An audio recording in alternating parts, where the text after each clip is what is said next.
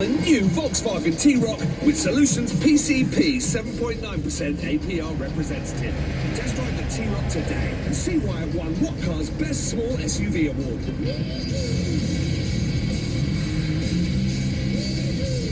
Order by the 4th of May 2026. Indemnities may be required. Volkswagen Financial Services.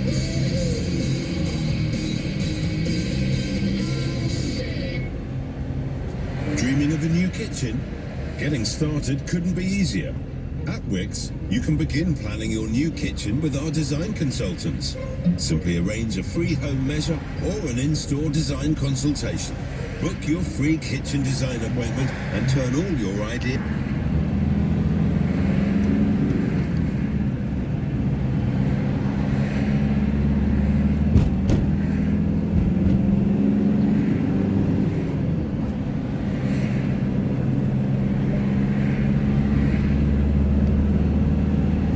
The blockade obviously is having an impact on delivery of foodstuffs, oils, petrol, that kind of oil as well, food oil, fertiliser. I'm sure I've missed some things out. There's been a warning from the IMF about how an ongoing blockade and the war will affect the UK economy particularly badly. In half a mile, use the left lane to take the A140 slip road to Disk, Norwich. And yet are still very low indeed.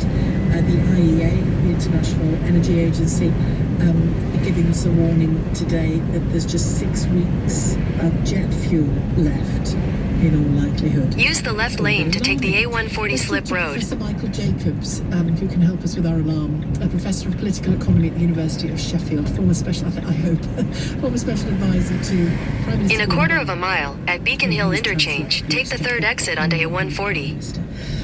Good afternoon to you, Professor Michael Jacobs. Thanks for joining me. Good afternoon, Sheila. So, in terms of our day-to-day life and our economy, what are you thinking? What have you been thinking?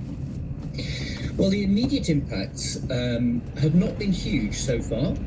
Obviously, petrol prices have risen already, and energy bills will go up, but haven't yet gone up because there is an energy price cap, which for this period, the energy price cap is done every 3 months. This period, April to June, there's actually been a slight fall in the energy price cap. That's partly because of exit the roundabout onto A140. Costs of our energy bills and so on, but continue on A140 for 4 miles. And then we are expecting energy prices to rise. And obviously, the longer the war goes on, and in fact, it's not the fighting so much as the closure of the Strait of Hormuz to all the shipping, the more we're likely to see impacts. And that's not just prices, but actual scarcity. So the concern today has been not just about oil and gas, but about carbon dioxide, which is an important part of the food production process,